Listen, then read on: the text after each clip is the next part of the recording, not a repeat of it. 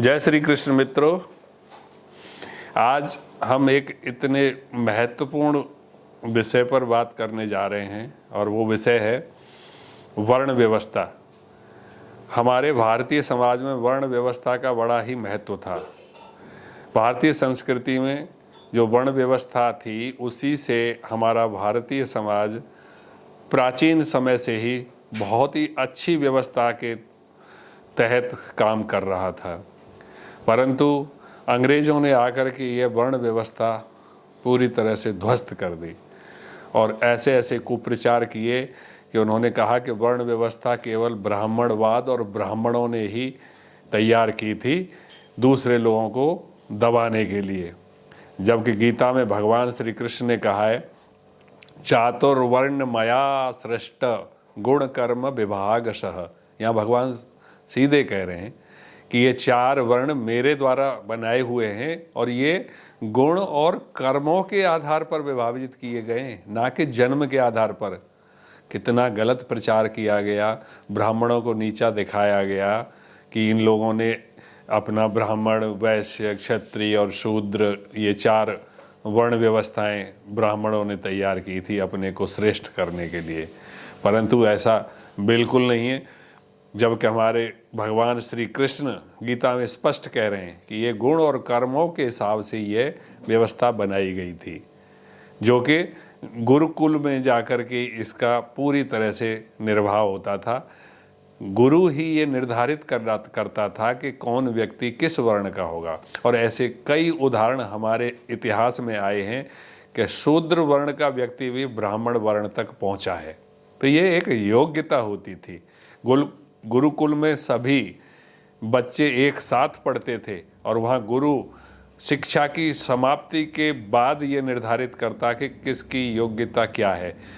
आजकल के grading system के हिसाब से आप इसको कह सकते हो कि जो उच्च ग्रेड प्राप्त करते थे वो ब्राह्मण वर्ण में निर्धारित किए जाते थे, उसके कम वर्ण वाले क्षत्रिय में, और उससे कम वर्ण वाले वैश्य में, और जो सबसे कम ग्रेड लेकर के होते थे वो शूद्र में। और सभी का कार्य निर्धारित था कि ब्राह्मण वर्ण वाले, क्योंकि वो अत्यंत विलक्षण बुद्धि वाले होते हैं, तो इसलिए उनका कार्य रखा गया कि वो समाज को शिक्षा देंगे, उपदेश देंगे। क्यों क्षत्रिय को दिया गया कि उनकी बुद्धि भी विकसित है, साथ में उनको धनुर्विद्या और रक्षा करने के बारे में बहुत ज़्यादा नॉलेज होती थी, तो इसलिए उनको क्षत्रिय वर्ण का और उनका काम निर्धारित किया कि पूरे समाज की रक्षा करने का कर्तव्य उनका है। ऐसे ही वैश्य का निर्धारण किया कार्य कि उनको पूरे तीनों चारों वर्णों के लिए भरण पोषण करने के लिए व्यापार करने का कार्य निर्धारित किया गया। चौथे वर्ण को सेवा का कार्य दिया गया और वो अपनी निष्ठा के साथ सेवा करते हुए और अपने ग्रेड बढ़ाते हुए, पढ़ाई को करते हुए वो आगे क्रमशः या सीधे ब्राह्मण वर्ण पर भी पहुंच सकते थे। तो ये सब हम लोगों के अंदर ये दरारें पैदा करने के लिए ये कुचक्र रचे जा रहे हैं, जो आज भी जारी हैं। और इन कुचक्रों में हमारी भारतीय जनता इतनी बुरी तरह से फंस चुकी है और इसमें कसर इन नेताओं ने भी नहीं छोड़ी। आजकल नेताओं ने अपने वोट बैंक के लिए दलित, अति दलित, पिछड़े जन क्या क्या वर्ग पैदा कर दिए हैं और उन्हीं वर्गों में उलझा करके हम भारतीय समाज को पूरी तरह से बांट रखा है। कहते हैं कि एकता में ही शक्ति है, लेकिन ये अगर एकता हो जाए भारतीय समाज की, तो ये राजनीति करने वाले जो राजनेता अपने वोट बैंक के लिए, अपनी गद्दी के लिए जातियों में दरार पैदा कर रहे हैं, नफरत फैला रहे हैं, जबकि भारत एक वसुधैव कुटुंब की धारणा को लेकर के चलने वाला राष्ट्र है। परंतु हमारी भारतीय संस्कृति का जो ह्रास पिछले कुछ दिनों में हुआ है वो अत्यंत ही शोचनीय विषय है।